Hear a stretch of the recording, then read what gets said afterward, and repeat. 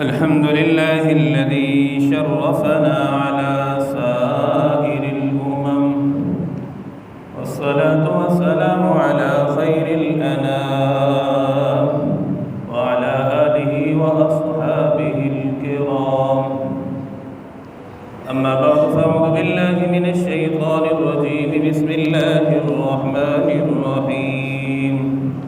من عمل صالحا من ذكر أو أنثى وهو مؤمن فلنحيينه حياة طيبة ولنجزينهم أجرهم بأحسن ما كانوا يعملون. وعن أبي أيوب الأنصاري رضي الله تعالى عنه جاء رجل إلى النبي صلى الله عليه وسلم فقال عظني أوجز. اللهم صل على سيدنا محمد وعلى آل سيدنا محمد وبارك وسلم. اللهم صل على سيدنا محمد وعلى آل سيدنا محمد وبارك وسلم. اللهم صل على سيدنا محمد وعلى آل سيدنا محمد وبارك وسلم. حدیث مبارکہ میں امام الانبیاء صلی اللہ علیہ وسلم کی 3 بڑی نصیحتیں ذکر کی گئی ہیں. ابو ایوب انصاری رضی اللہ تعالیٰ عنہ فرماتے ہیں کہ نبی کریم صلی اللہ علیہ وسلم کے پاس ایک شخص آیا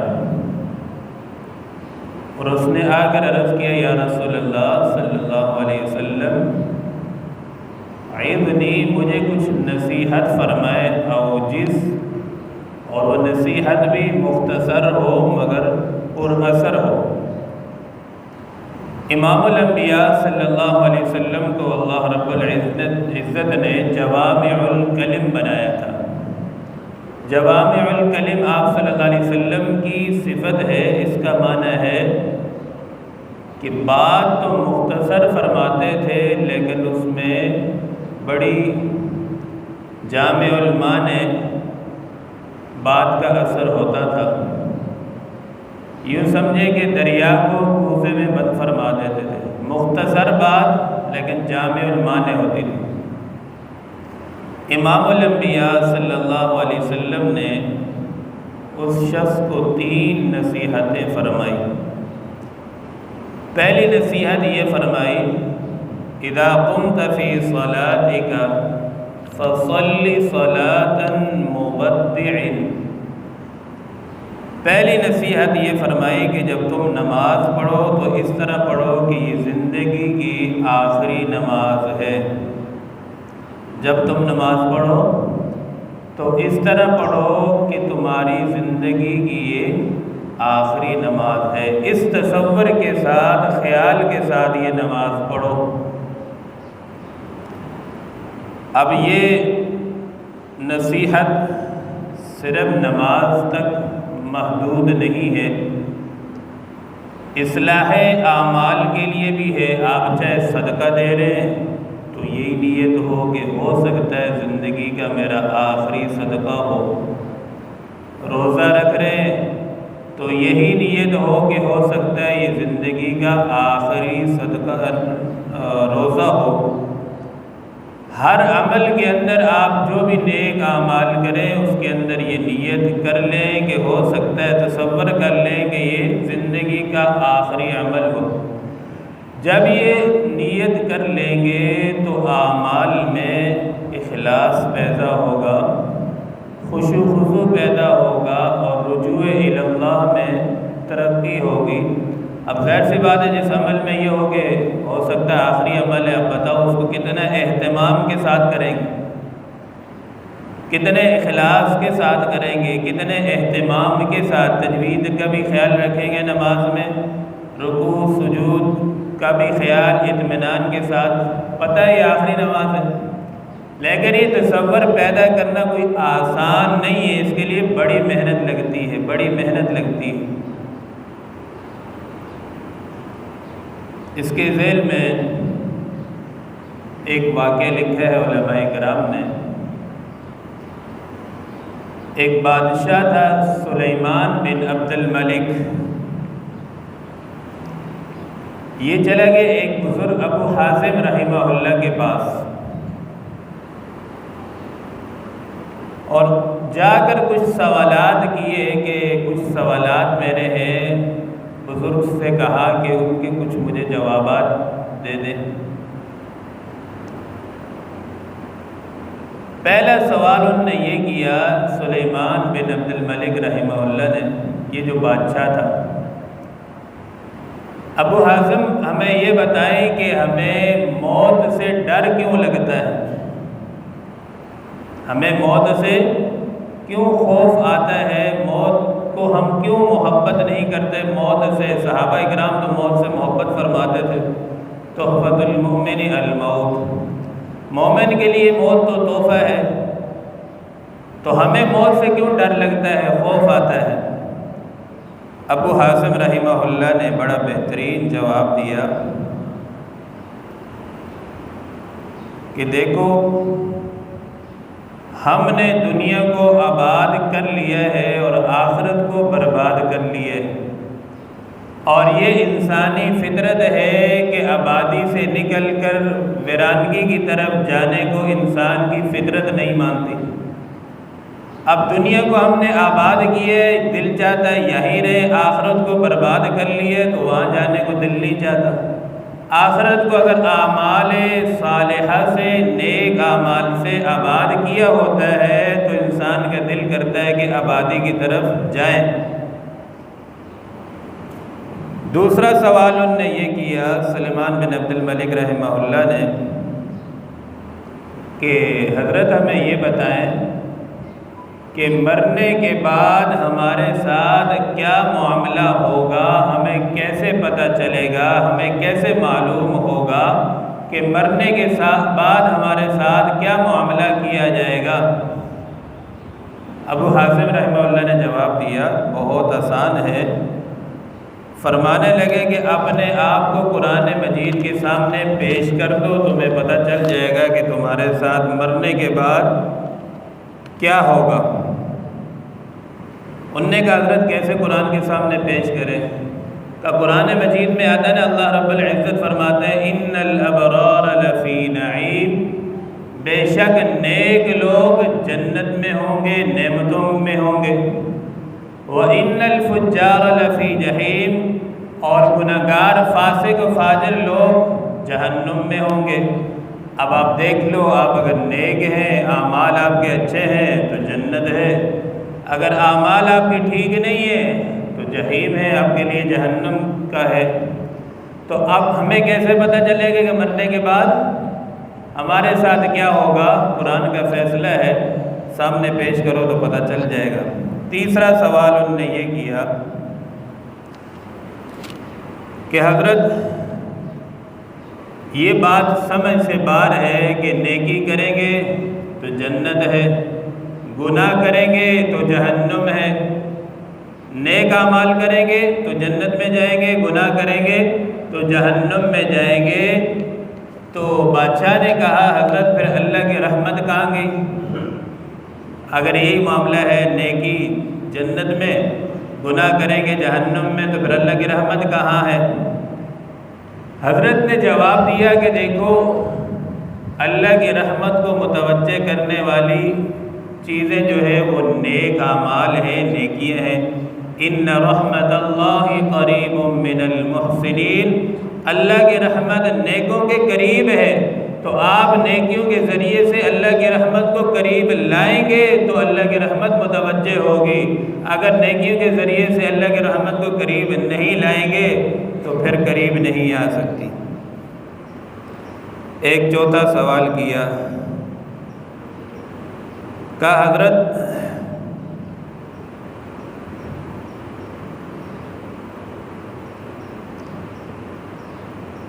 کہ یہ بتائیں اللہ کے سامنے ہم کیسے پیش ہوں گے، کس حالت میں پیش ہوں گے؟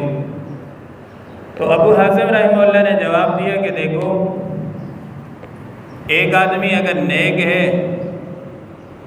وہ تو اللہ کے سامنے سرخرو ہو کر پیش ہوگا، خوشی خوشی سے پیش ہوگا۔ اور اگر آدمی فاسق فاجر ہے، گناہ گار ہے، وہ تو مجرم بن کے پیش ہوگا۔ نیک آدمی کی مثال آپ یوں سمجھیں کہ اگر خاندان میں سے کوئی اچھا آدمی کسی سفر پر گیا ہو اور بہت عرصے بعد واپس آئے تو وہ خود بھی خوش ہوتا ہے اور گھر والے بھی خوش ہوتے ہیں کہ ہمارا مسافر واپس آ گئے خیر خیریت سے۔ تو نیک آدمی اللہ کے سامنے یوں ہی پیش ہوگا کہ کسی سفر میں آدمی تھا، واپسی آیا، خوش خوش آیا، اسے کوئی ڈر خوف نہیں، وہ خوف زدہ ہو کر پیش نہیں ہوگا۔ مجرم آدمی خوف زدہ ہو کر پیش ہوتا ہے، اسے پتہ ہے کہ میرے جو اعمال ہیں، کرتوت ہیں، وہ ٹھیک نہیں ہیں۔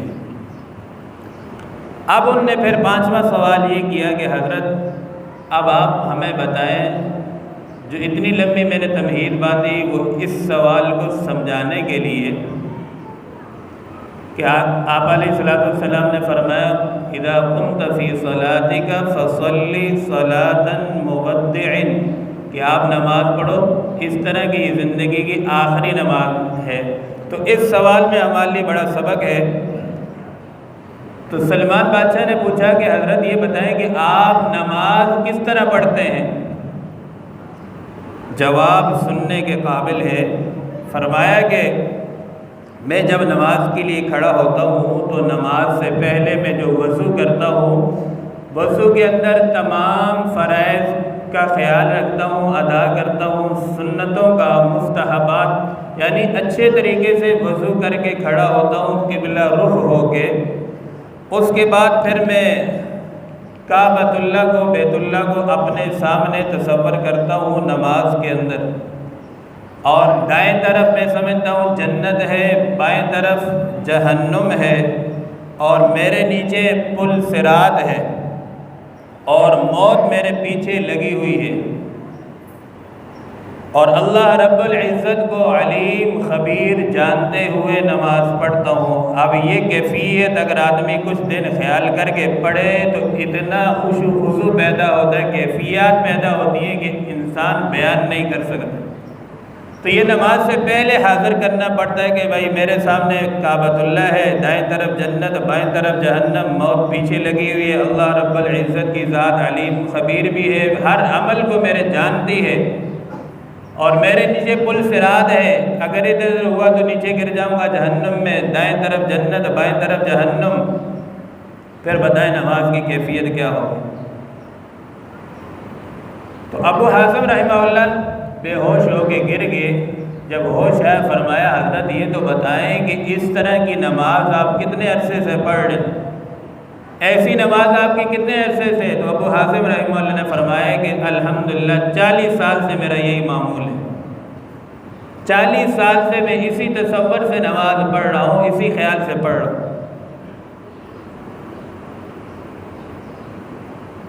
میری زندگی کا مقصد تیرے دین کی سرفرازی، میں اس لیے مسلمان، میں اس لیے نمازی۔ دوسری نصیحت آقا علیہ السلام نے یہ فرمائی وَلَا تَكَلَّمُوا بِكَلَامٍ تَعْذِرُ مِنْهُ غَدًا۔ پہلی نصیحت کہ نماز کو اس طرح پڑھو کہ زندگی کی آخری نماز۔ دوسری نصیحت فرمائی کہ یہ کسی سے فضول بات، بیہودہ بات نہ کہیں جس سے کل تمہیں معذرت کرنی پڑے، یعنی کوئی بھی بات کرے تو سوچ سمجھ کے، ایسا نہ ہو کہ اسی بات پر تمہیں کل معذرت کرنی پڑے کہ معذرت میرے سے غلطی ہوگی، ایسا کوئی الفاظ منہ سے نہ نکالے۔ حضرت عقبہ بن عامر رضی اللہ تعالیٰ عنہ کی ایک نصیحت یہ بھی ہے، آپ علیہ السلام نے ان کو فرمایا کہ املک علیک لسانک، اپنی زبان کو قابو میں رکھو، چونکہ زبان کے جو زخم ہوتے ہیں یہ ایسے ہوتے ہیں کہ ان کے زخم صدیوں بعد بھی نہیں مرتے۔ جراحۃ السنان لها التیام ولا یلتام ما جرح اللسان، یہ زبان کے جو زخم ہے صدیاں گزر جانے کے بعد بھی یہ زخم تر و تازہ رہتے ہیں۔ تلوار سے جو زخم لگتا ہے وہ کچھ وقت بعد ٹھیک ہو جاتا ہے، لیکن زبان کا ایسا چلایا ہوا تیر ہوتا ہے کہ صدیوں بعد بھی انسان کو یاد رہتا فلاں نے مجھے یہ بات کہی تھی، یہ تانا دیا تھا۔ اور جو رشتے تلوار سے نہیں ٹوٹ سکتے، وہ رشتے زبان کی زخم سے، تیروں سے ٹوٹ جاتے ہیں۔ اس لیے اپنی زبان کو پیارے آقا نے فرمایا کہ املک علیک لسانک، اپنی زبان کو قابو میں رکھو۔ تیسری چیز ہے، پیارے آقا صلی اللہ علیہ وسلم نے فرمایا کہ وَأَجْمِعِ الْآيَاسَ مِمَّا فِي أَيْدِي النَّاسِ، کہ لوگوں کے پاس جو تمہیں مال نظر آ رہا ہے ان سے اپنی نظروں کو ہٹا لو، لوگوں سے امید مت لگاؤ۔ بہت سارے معاملات ایسے خراب ہوتے ہیں، جی مجھے تو آپ سے بڑی امید تھی، آپ نے یوں کر دیا یوں کر دیا۔ تو اس لیے پیارے آقا نے فرمایا کہ بھائی لوگوں سے امید ہی نہیں لگاؤ۔ جب امید نہیں لگاؤ گے تو تمہاری امیدیں، نظریں اللہ کی رحمت پر، اللہ کے خزانوں پر ہوں گی، تو کل دن تم لڑائی سے بھی بچ جاؤ گے، بہت ساری برائی سے، فحاشی سے بچ جاؤ گے۔ اب میں نے جو شروع میں قرآن مجید کی آیت پڑھی بات سمیٹ رہا ہوں، من عمل صالحا من ذکر او انثى وهو مؤمن فلنحيينه حياة طیبة ولنجزینهم اجرهم باحسن الذی كانوا يعملون۔ اب دیکھیں، ہر عمل کا ایک ہوتا ہے اجر اور ہر عمل کا ایک ہوتا ہے اثر۔ ہم جتنے بھی اعمال کرتے ہیں ان کا ایک تو ہو گیا اجر، ایک ہو گیا اثر۔